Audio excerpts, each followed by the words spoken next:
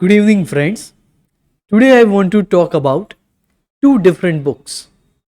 One book is a motivational book, and another one is a book written by a British hunter.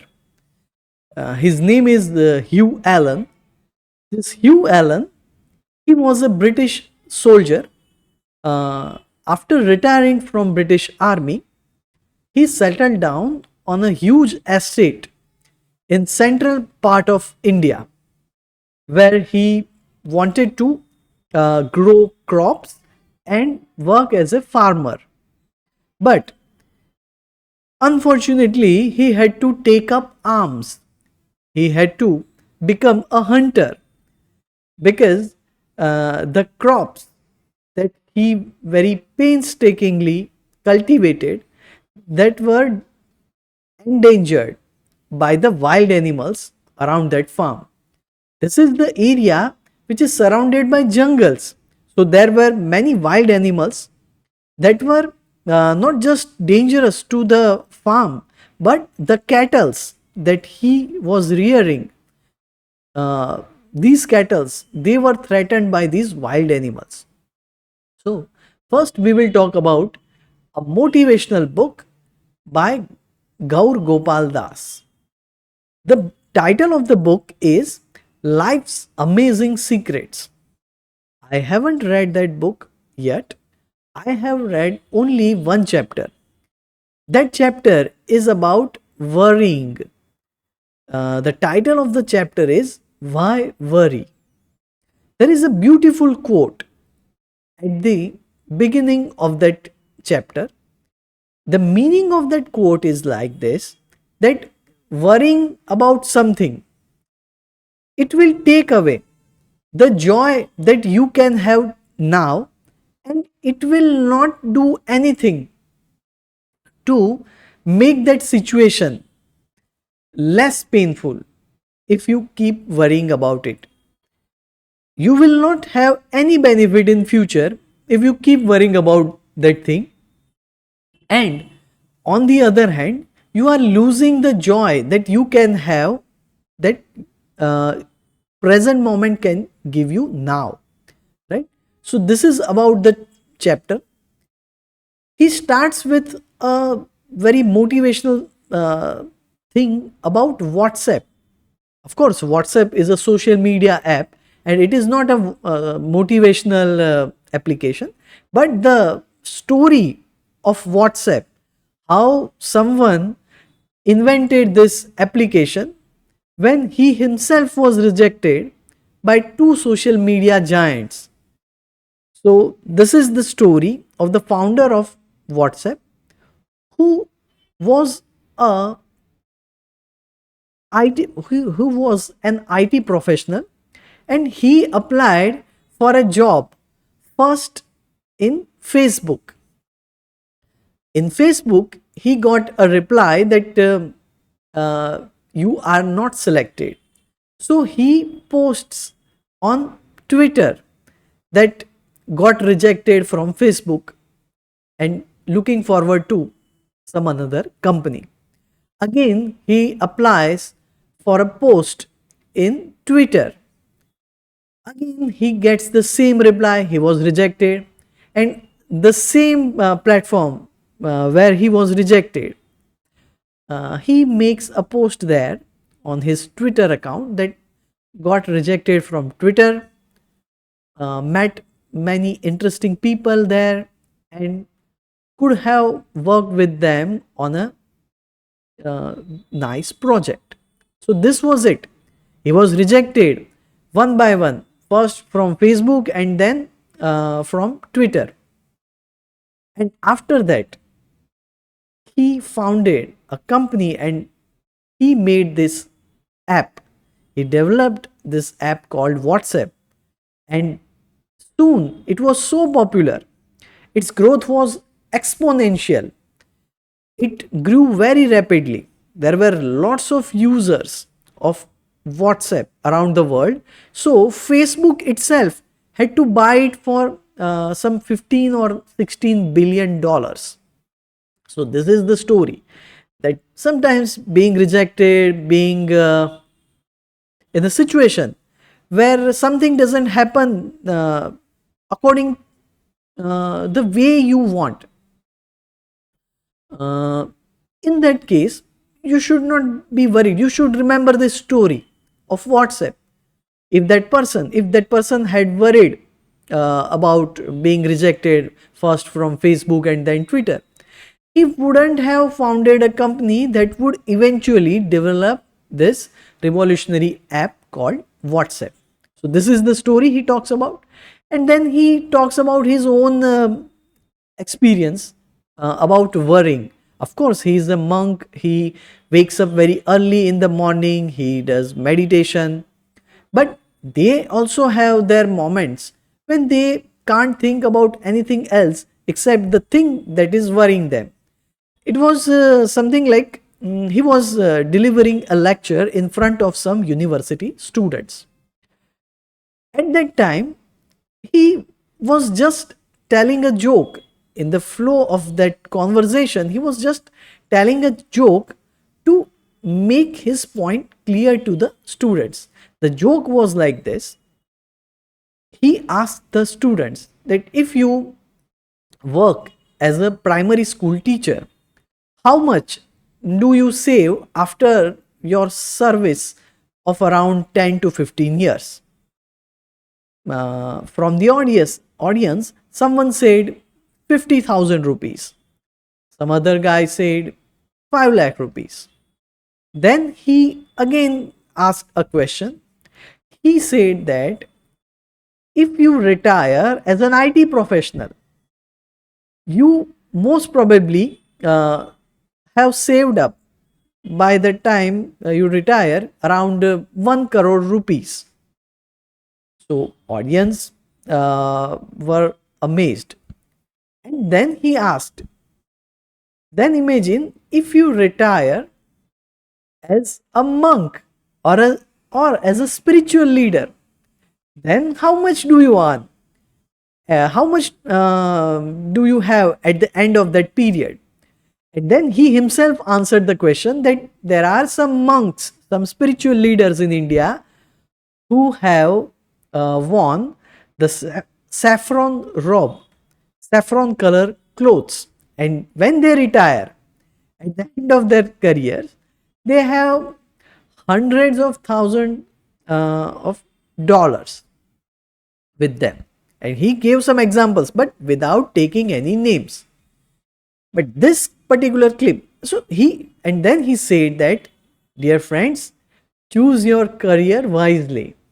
He was just uh, asking the students to keep in mind that they should acquire knowledge, they should keep learning, and they should not settle for something which is quite inferior to the things they deserve. He was not making fun of any religion or any spiritual leader, but he was criticized after that lecture from not just spiritual leaders, but a wide range of people from society. He started getting lots of WhatsApp messages, and there he starts his story that this was the incident that reminded him of WhatsApp, how it becomes a nuisance to us when we want to focus on something creative. Then he talked about one infographic that he was using to keep out of this situation, to keep out of this worrying situation. So that infographic is like this. It is like this. Then why worry, right? See, first question: do you have a problem in your life? If yes, then next question: can you do something about it?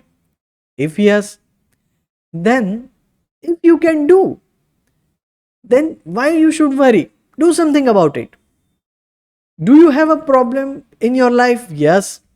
Can you do something about it? No. Then again, why you should worry if you can't do anything?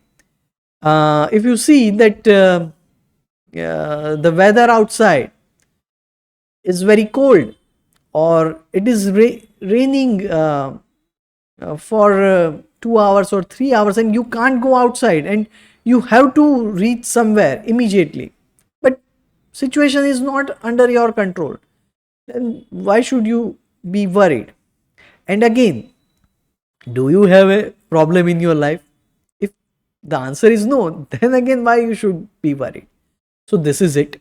Of course, you, I, we all are worried at some point of time in our life, and we should not uh, be lazy. His message is like this, that worrying about, to be concerned about something, that is important.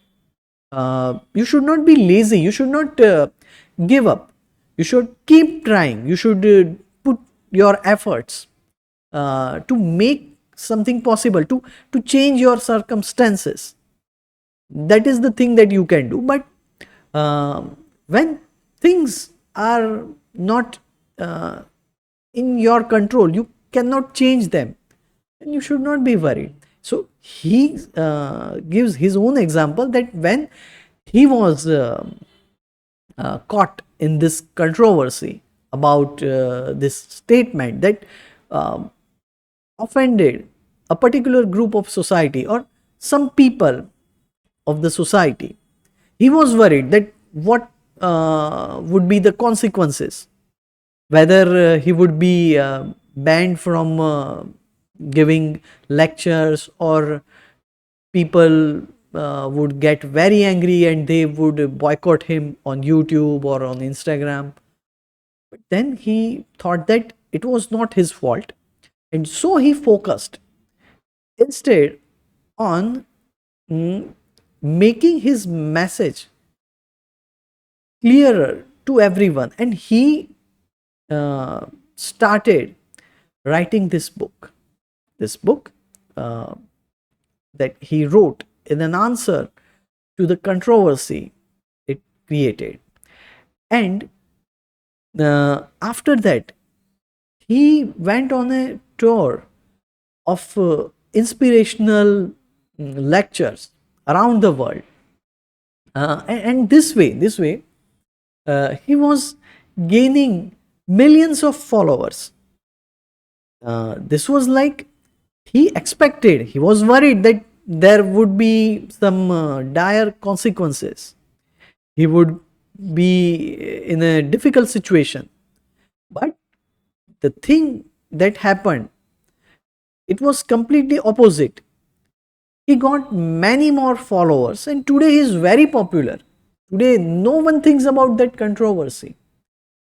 And he has also learned a lesson, and now you see that you don't see his name getting caught up in some kind of controversy. He talks about things that affect all of us, and he talks in such a way that we all can understand that things are not in our control, but what we can do is to focus on things that matters.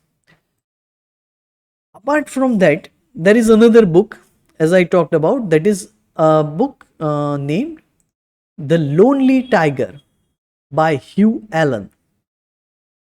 It's a collection of stories. First, let me give you an introduction of Hugh Allen. Hugh Allen, he was a retired British Army veteran, soldier from British Army. He loved India. Actually, he wanted to settle down here as a farmer. His retirement plan was like buying a huge piece of land in some village, and there he wanted to settle down as a farmer. And he uh, eventually bought a huge estate in the central India, there is a small village named Mandi Khera. Uh, in that village, he buys a huge estate and he started his life as a farmer. But there was a catch. This was a hilly area surrounded by jungles, and these jungles, they had their wild animals. Of course, in any part of India you go, when there are jungles, especially in the central provinces, there are jungles that are the natural habitats of animals such as tigers, lions, not lions, but tigers, leopards, and other uh, wild animals that can attack human population. So he was a soldier, he was an ex soldier, so he knew how to shoot, but he was an environment lover, he environmentalist. He never wanted to kill an animal just for pleasure. He was not a hunter, not a professional hunter, but the good quality about him is that uh, he was like a Sherlock Holmes. As Sherlock Holmes observes things, he notices something that we often take for granted. And just remember, he is in jungle, so the sounds of birds, the rustle of leaves, or any small kind of noise that you can pass for a natural event, for him it is a sign that can make a difference of life and death.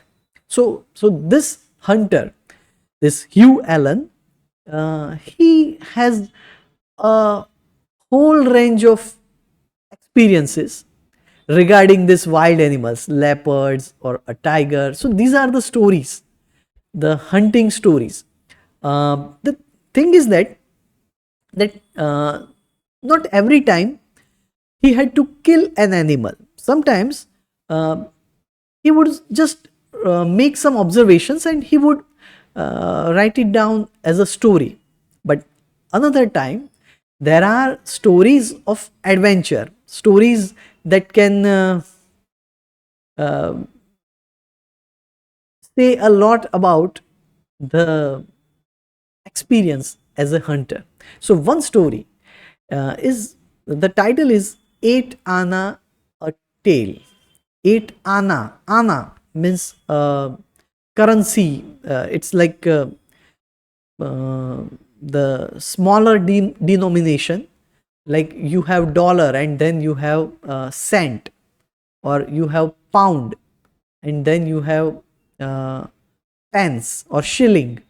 So same way we have in India, we have the currency which is called rupee, but the smaller denomination is Anna, right? It is uh, a quarter, or I don't know, 1/8 or something, that is called Anna, right? So basically, the title is that you get one Anna for, sorry, 8 Anna for one tail. So the story goes like this, that I will explain what this tail or has to do with this rupee or money. So he said that in the village where he lived, surrounding forests, they had these colonies of monkeys. The monkeys, the langurs, that we generally find in India, they had their groups and they would always make trouble for farmers. Uh, some farmer who has a nice orchard uh, with fruits and flowers, these monkeys would attack those farms, orchards, and they would cause some damage to the crops. So this way, farmers were harassed by this group of monkeys, and the government declared a scheme by which if you if any professional hunter, if the hunter kills the monkey and collects the tail of that monkey, that hunter will receive 8 anna for one tail. And due to this practice, many monkeys, innocent monkeys, were killed by hunters. So this is the story of how this practice of killing monkeys, it was how it turned out to be a bad experience for this Hugh Allen.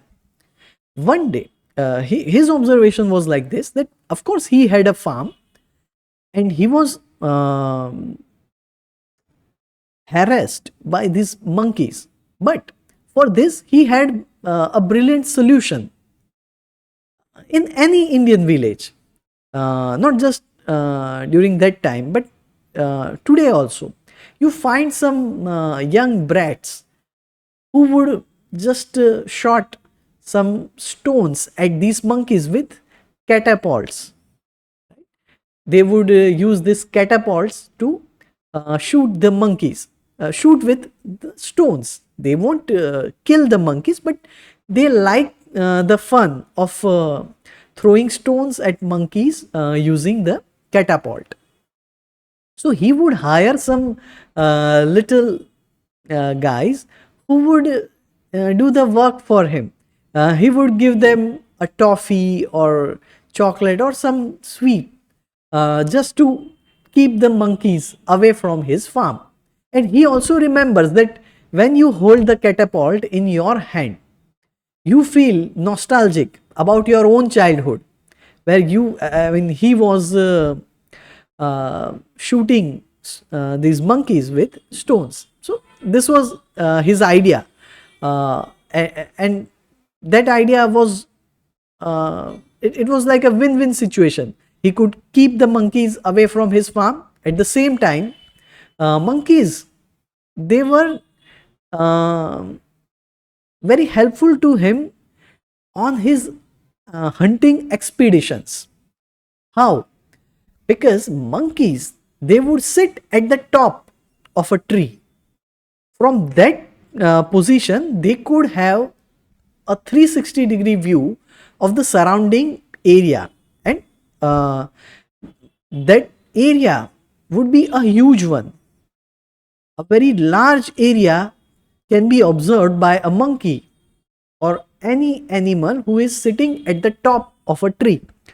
And why it is important? Because when you are on a hunting expedition, when you go out to kill a tiger, you can see, you are a human being, so you are on the ground and you can't see further than a few meters.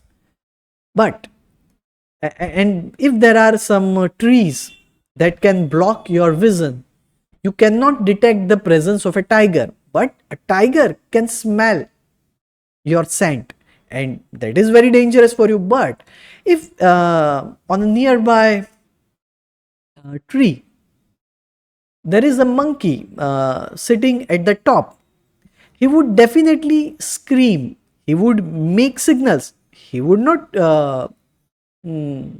warn the human being, but he would scream, because this monkey wants to scare away the remaining members of his group. And that is why this monkey would make the other monkeys alert about the presence of a tiger. But this is the advantage for the hunter, because if a monkey screams, then the hunter knows that a tiger or a leopard is somewhere around, hiding in the bush.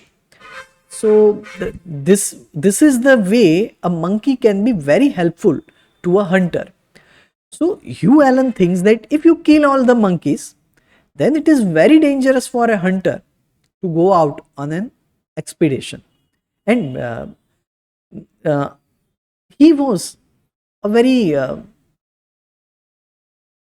his conscience, uh, his inner there how to explain it, that he he never liked to kill a creature who is harmless and who is simply doing the things that he is supposed to do. In fact, he never liked to kill a tiger. Why should he or any other person kill a tiger? But when the tiger is dangerous to human beings, is when the tiger is becoming mischievous, then only one should take up the gun and kill it. But the other people, the other shikaris, the hunters, they wouldn't think this way. Especially for monkeys, they would think that if we are getting 8 annas per monkey, and they would get more if they could capture the monkey alive.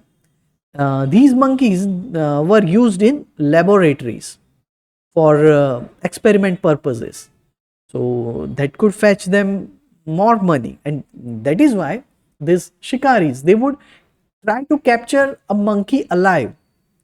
So this was the background where the government declares that there is uh, a bounty, a prize of 8 annas for each tail a shikari can get of a monkey.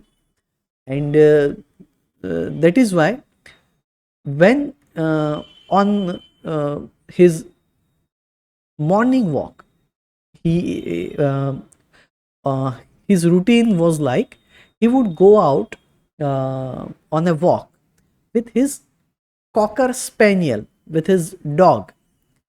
A special kind of breed is cocker spaniel. Let me show you on the screen. So a cocker spaniel is like this, right? A shaggy dog means lots of hair on skin. So this kind of cocker spaniel, his name was Jumbo. He had a cocker spaniel. His name was Jumbo. So he would take him out on a walk, and um, then on this walk, they would visit a small pool where this cocker spaniel would like to immerse itself in it, and that cocker spaniel would love to spend his time in the pool, because of course during the summer season this heat is very extreme, and a dog with lots of hair on his skin would naturally like to spend time in water in a cool place. So this cocker spaniel Jumbo, he would go out with this Hugh Allen, and they would come back within 2-3 hours, during which this cocker spaniel would be an obedient dog. Of course, all the dogs, they are obedient, but some are obedient to the point that they don't create any nuisance on the way. Others are very demanding type. Instead of being led by their owners, they lead their owners. But this cocker spaniel was quite a nice guy. Of course, he was very agile. He was very uh, uh, his sense of the jungle, his knowledge of the jungle was quite accurate, and he would sometimes warn his owner, this Hugh Allen, about the danger that lay ahead. But this time, this cocker spaniel and this Hugh Allen, they were going on a casual walk in the jungle, and there this Hugh Allen, he finds that the hunters, the monkey hunters, are uh, out on a mission to kill the monkeys surrounding his estate. And as I said, this Hugh Allen was uh, very angry about this thing. When people, these monkey hunters, they would kill animals, innocent animals like monkeys, for a few annas, a few rupee, sorry, for some money. So what he does, Hugh Allen, he wants to confront, he wants to go and tell these monkey hunters. First, he wanted to find them out where they are, and then he would tell them that to stay away from his estate. They should not, they must not kill any animal on his estate. So he wanted to find out these monkey hunters. And here comes the part of a Sherlock Holmes type story. In India, people they smoke, like these villagers. Generally, they don't smoke cigarettes. They smoke a local version of this cigarettes called BDs, leaf cigarettes. Some plant leaves are used to wrap the tobacco inside a cigarette, and that is called BD. So, when this Hugh Allen uh, goes out to find out these hunters, he finds some uh, bundles of burnt BDs uh, near a tree. So he thinks that okay, the hunters are must be somewhere around this area. But one thing he doesn't understand is that uh, there are no monkeys or any group of animals that are scared or that are making any noise. That was like there was no noise. The area quite was very quiet, right? And then there comes the pool in which this cocker spaniel likes to uh, stay for some time. So this uh, time they were searching for the shikaris, the hunters. So he just walks on and tries to find some clues to find the shikaris. But at some point, he finds two dead bodies of monkeys. Of course, their tails were cut off by those shikaris. That means he understands that just a few minutes ago, someone must have killed them and someone must have chopped off the tails of the monkeys. And he thinks that now I must stop them from killing any animals further. Then he looks back. There is no sign of his cocker spaniel, his beautiful Jumbo. So he was worried. He whistles softly and he calls his dog, but there is no answer to this whistle. The dog doesn't come. He again whistles, but this time loudly.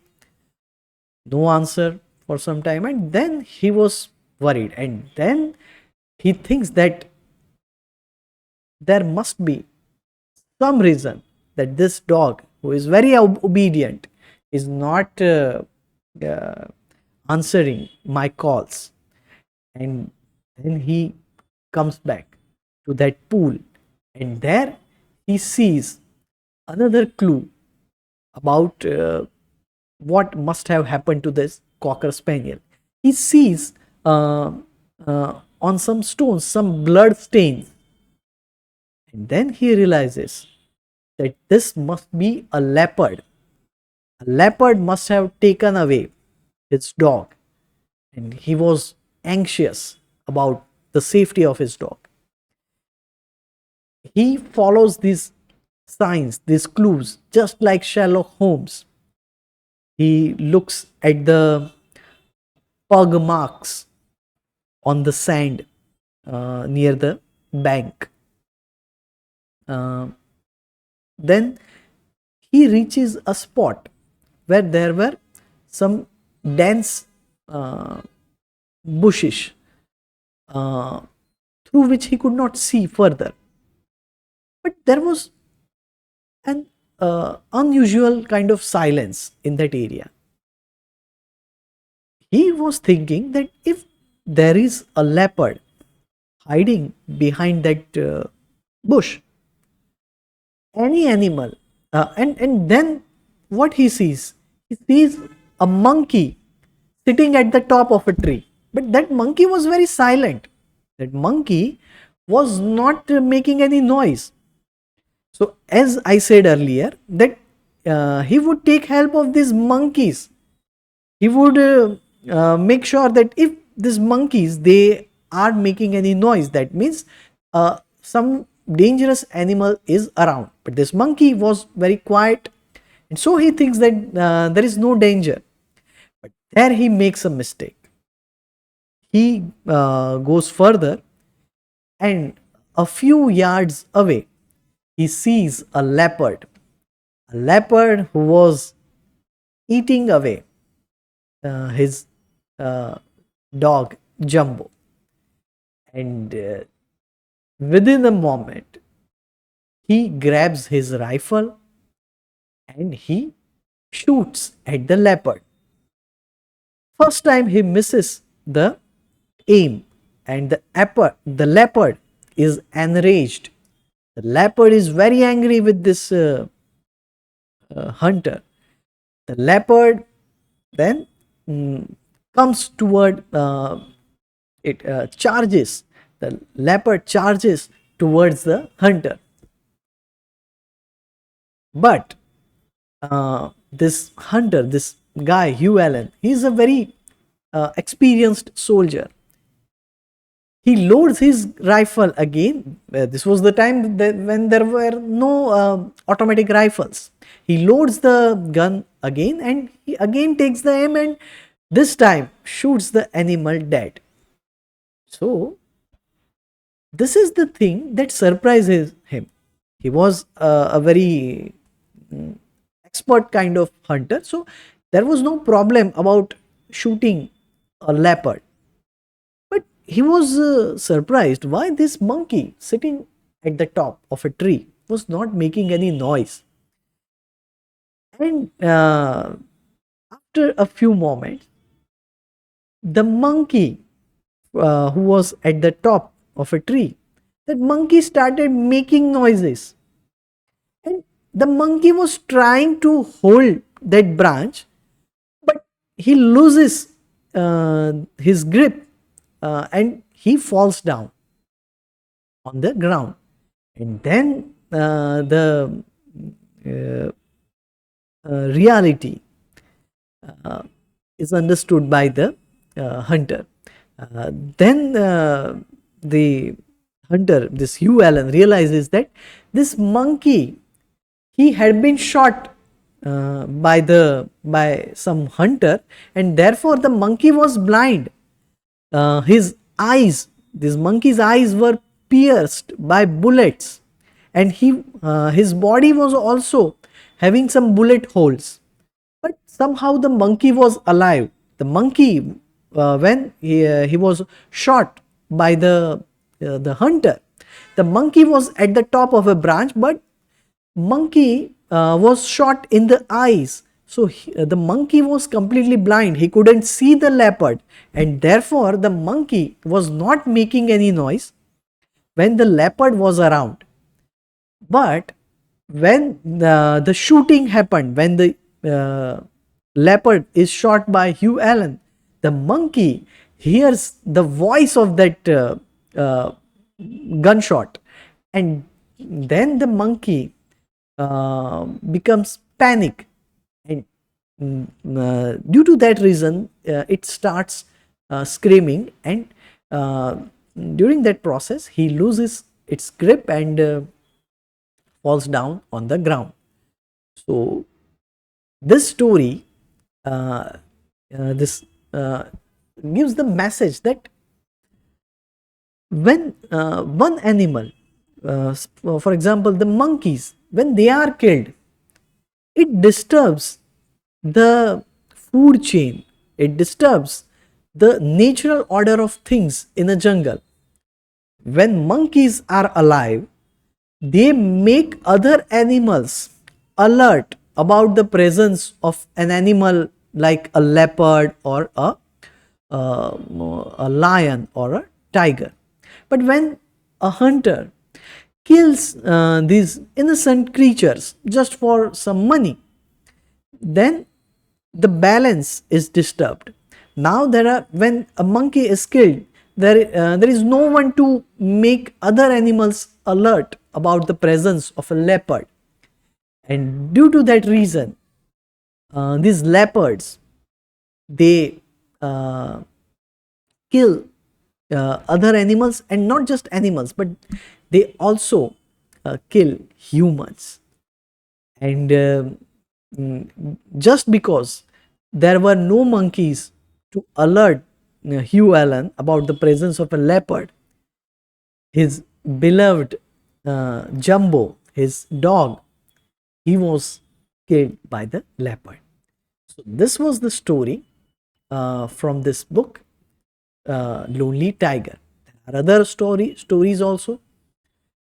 In all those stories, his intention is not to make other people encouraged, make about uh, taking up a gun and shooting animals.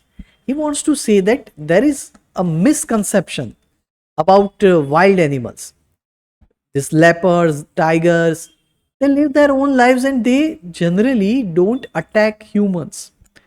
They know their limits, but when humans, they cross their limits, uh, the balance in nature is disturbed and the grave consequences happen. So this is the story. So these two books, I just wanted to talk about it. There is another book, that is The Richest Man in Babylon, about which we will talk in our next session. If you like this video, then please share it with your friends. And if you uh, want to know more about this book, this Lonely Tiger, then you can contact me. I will put my contact details in the description box. And uh, if you have some interesting stories about the books that you have read, then you can also contact us. We can make a video on that book, right? So we will meet next time with another book. Right? Goodbye.